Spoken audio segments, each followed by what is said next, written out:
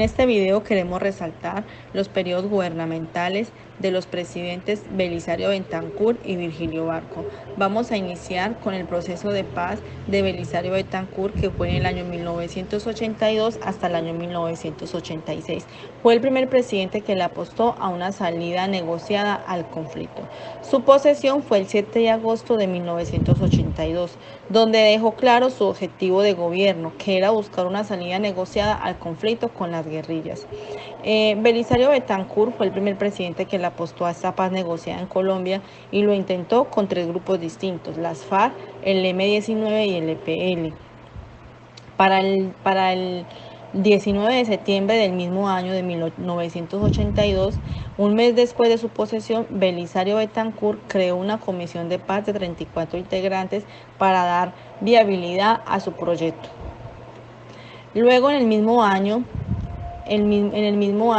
pero para el 19 de noviembre, el presidente sancionó la ley de amnistía.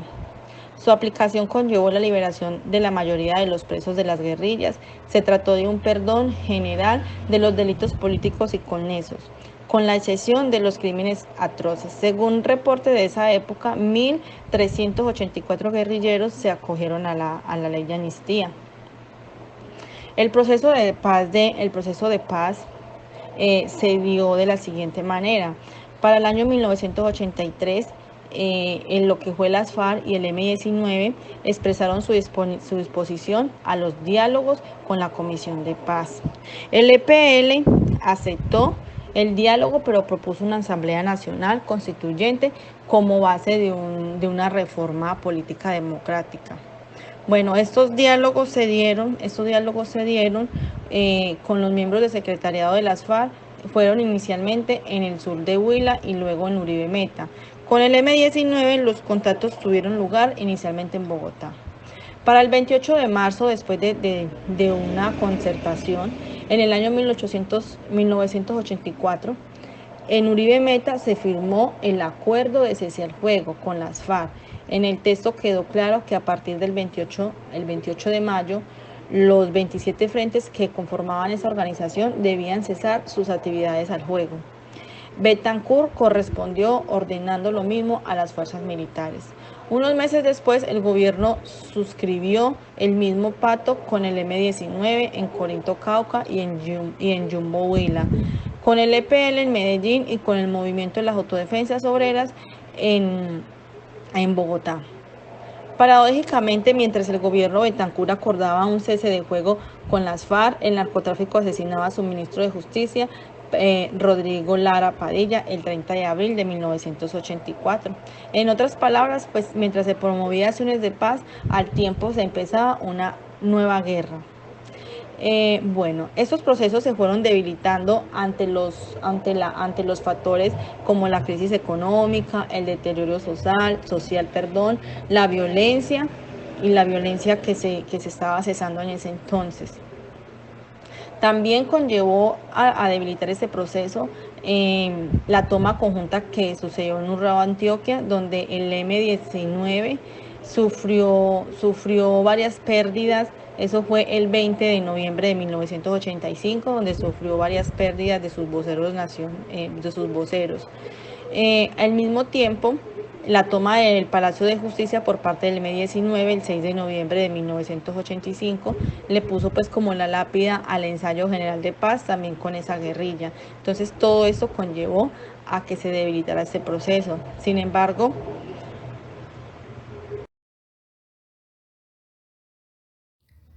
continuamos con el proceso de paz gestado desde la presidencia de Virgilio Barco, realizando una contextualización del conflicto y su proceso de paz.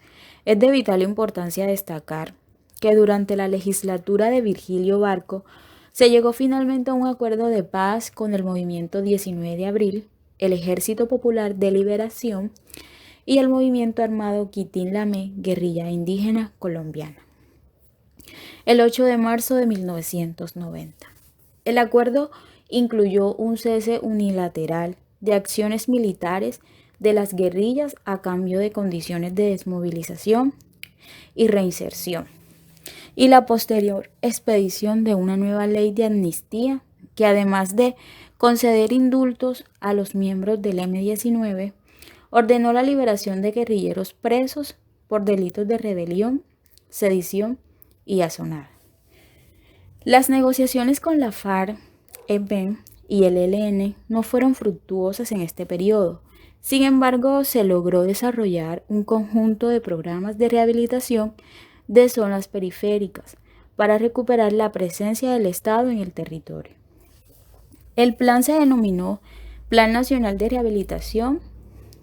Además, durante este periodo se inició el proceso para la convocatoria de una Asamblea Nacional Constituyente.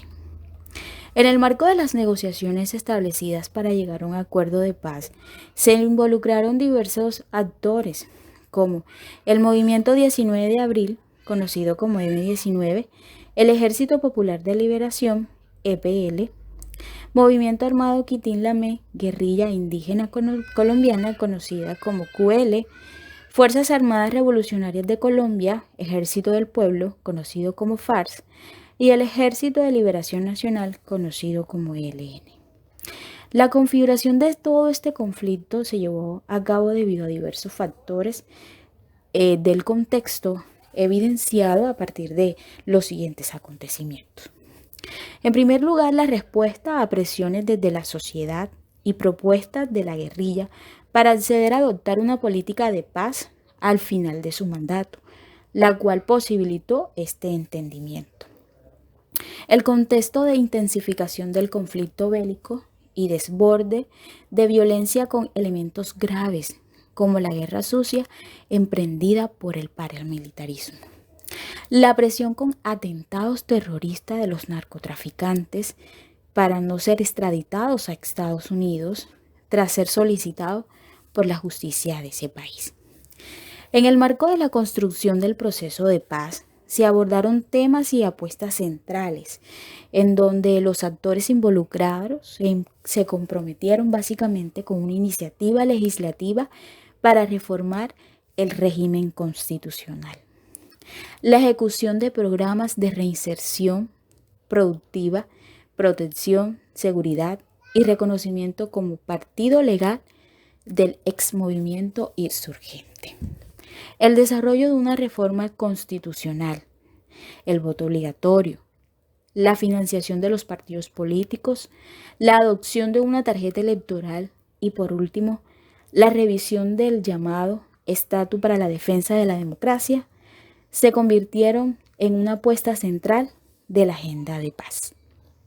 Asimismo, la construcción de un pacto social básico y el modelo económico, sumado a esto el acuerdo de paz, puso presente nuevamente la necesidad de adoptar reformas políticas y sociales, y esto permitió iniciar el llamado de proceso de reinserción de los movimientos guerrilleros en la vida civil. En este proceso de paz, los desaciertos o fracasos no se hicieron esperar, y esto generó un impacto en el proceso, conllevando a los retrocesos en algunas acciones las cuales se habían suscrito para que de esta forma fueran eliminadas, tales como el incremento de los cultivos de coca, incremento de víctimas, la agudización del desplazamiento forzado, nuevamente violaciones de los derechos humanos, el incremento de la minoría ilegal, amenaza de grupos postdesmovilizados del paramilitarismo, militares vueltos mercenarios y, por último, la incredulidad por parte de la población civil hacia los procesos de construcción de paz.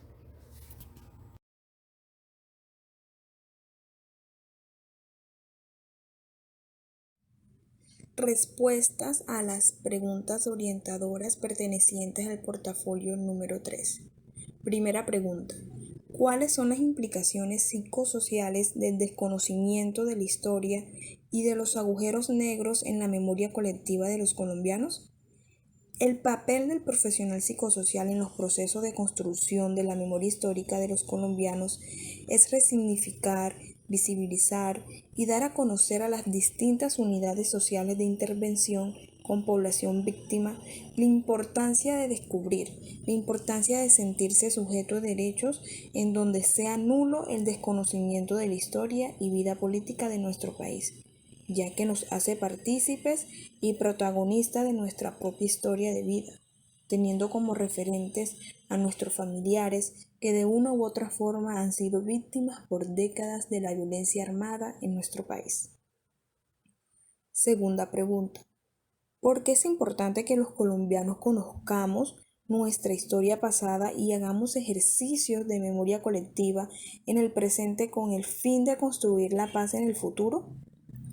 Desde una perspectiva psicosocial, como grupo, pensamos que es importante que todos los colombianos no seamos ajenos al conocimiento de la historia sociopolítica de nuestro país, ya que nos pertenece esta historia como colombianos.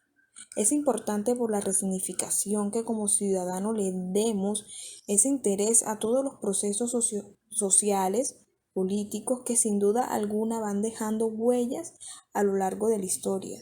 Y esto permite que seamos individuos sujetos de derechos en donde tengamos la libertad de conocer, de cuestionar, de tener respuestas oportunas y reales ante estos hechos.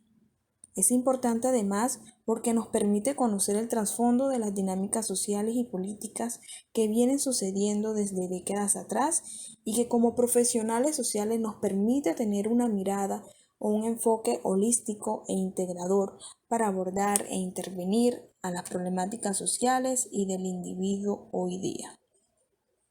Tercera pregunta. ¿Cómo podemos relacionar los aciertos y fracasos que han habido en el pasado con el momento actual, teniendo en cuenta los puntos que se están discutiendo en La Habana? Haciendo un análisis comparativo de todos los acuerdos de paz que se han venido gestando y apostando en periodos atrás en nuestro país, en relación con la actual en La Habana, podemos relacionar los aciertos en iniciativas gubernamentales y del Estado en poner fin a la violencia sociopolítica en Colombia, la mayor participación en asuntos políticos por parte del Estado y grupos al margen de la ley, la posibilidad en el reconocimiento de las diferencias para lograr el cese del conflicto armado en Colombia, con una de las guerrillas más antiguas del país y que perpetuó crímenes durante más de 5 décadas.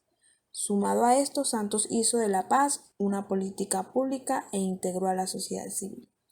Sin embargo, no todos los acuerdos se han cumplido. Actualmente evidenciamos hechos de violencia por parte del Estado y de algunos grupos ilegales. La falta de apoyo político y compromiso de ambas partes involucradas también han dado origen a estos fracasos. A manera de conclusión, por medio de este ejercicio académico realizamos una mirada de la historia sociopolítica de Colombia a través de los distintos periodos de presidencia que desde 1985, bajo el liderazgo de Belisario Betancourt, se da inicio a los primeros acercamientos de negociaciones y procesos para la paz. Siguiendo su legado su posterior presidente, Virgilio Barco, durante los años de 1986 a 1990, quien aportó importantes logros para la creación de la Constitución Política de 1991, pero que también fracasó en sus acuerdos para la paz. Lo importante entonces aquí radica en las alianzas, en las iniciativas que estos expresidentes tuvieron para poner fin a la guerra en Colombia y contemplar a futuro una verdadera paz. Muchas gracias.